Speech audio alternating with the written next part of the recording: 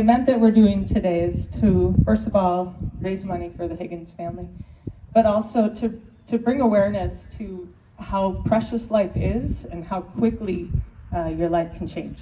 So things that you think might not be a big deal, like having a swimming accident, Nate's life is forever changed. And I know sometimes as you go throughout life, you take for granted things that you have.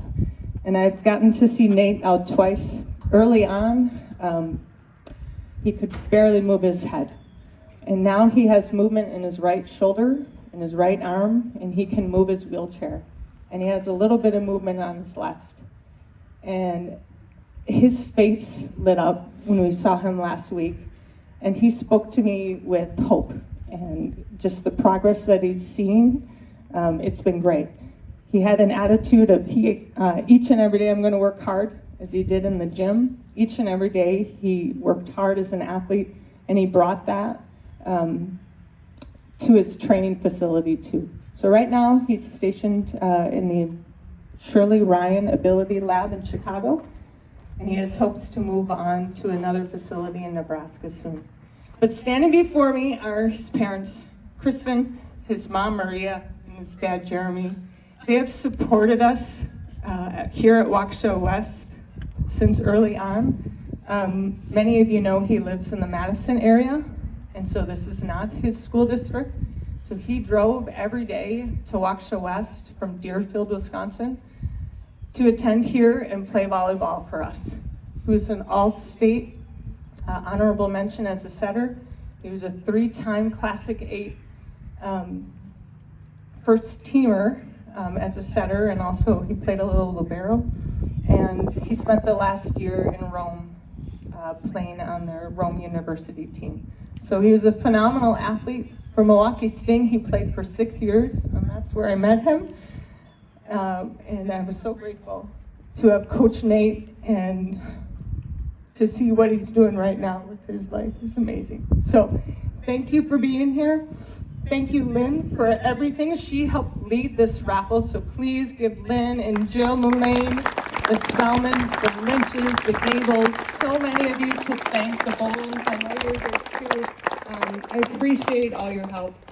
And for the many that helped to pop up these nets, the Mount Mary girls volleyball team, Waukesha West guys were here, Sting players were here as well. So it means a lot that you're all here in support of Nate.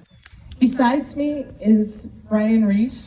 In 1998, Brian was injured due to an accident, and I know you were 19 years old at that time, so similar to age and what Nate is. Nate's only 20 as he was injured this last June. So Brian's going to lead us off. I appreciate you being here and inspiring this crowd. They asked me to come and talk a little bit, and I'm honored to be here for Nate and to be out here with all of you guys. Life can be difficult, really hard. You're not exactly sure you can do things. We have our challenges, and even today I woke up and I thought, can I handle this? Can I do this? And I thought to myself, God, male pattern baldness just sucks. And I have to deal with that every day. And some of you are going to have that same problem, so as you get older, it's tough.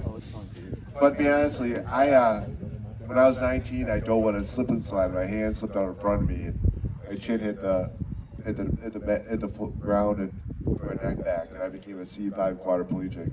So as you look at me, I have movement above my shoulders right here, but can't move anything down to my below that. The amazing thing is I can feel down to my toes, so if you tickle me, I get pissed off. But this injury can be difficult, and it can be devastating, but it's not a death sentence. I was lucky enough to be surrounded by a great group of friends, a great community. I was able to go back to school, finish my degree at Marquette, get a job at Northwestern Mutual. Now I'm an executive vice president handling marketing and prospecting databases over at R&R Insurance. It's not over. You can make a huge impact, and you can really have great life. Nate can still have a fantastic life. And you know, my true passion has always been to give back. How can I give back to the community? And that's one of the reasons why we started the Brian Rich Paralysis Foundation, where we've raised money to help individuals just like Nate through charitable grants and scholarships, and eventually find a cure for this so we can get up and walk out of here. And I've always had a philosophy of you have to dream, you have to hope, and you have to live in reality. And I can tell you one thing, Nate is sitting in that hospital, he's working hard, he's dreaming. He's dreaming of getting better, he's dreaming of going back to school, he's dreaming about having a new life that he can live and be the best he can. Now he has to hope that's going to happen. It just doesn't happen, you have to hope. You have to help believe that's going to happen. But he has to live in reality. And the truth of the matter is, not only is this tough physically, it's tough mentally, and it's tough financially. And that is why we're here today. We're here to provide hope for Nate. Give him that chance to live those dreams. To maybe move a finger, wiggle a toe again, and maybe get back here in a couple of years and play volleyball with you again too. Let's make it happen. Let's send Nate and his family a message that we're going to be here for him today, tomorrow, and well into the future. Thanks for having me, and go Nate. All right, my daughter Carolyn offered to sing us the anthem. So I'm gonna give the mic over to Carolyn. I don't know if there's the flag is behind us. Oh, say, can you see by the dawn's early light what so proudly we hailed at the twilight's last gleaming, whose broad stripes and bright stars through the perilous fight o'er the ramparts we watched were so gallantly streaming, and the rockets' red glare, the bombs bursting in air, gave proof through the night that our flag was still there. Oh, say does that star-spangled banner yet wave o'er the land of the free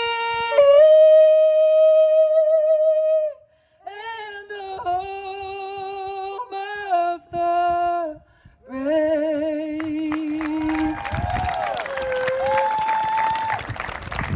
All right, let's play some volleyball.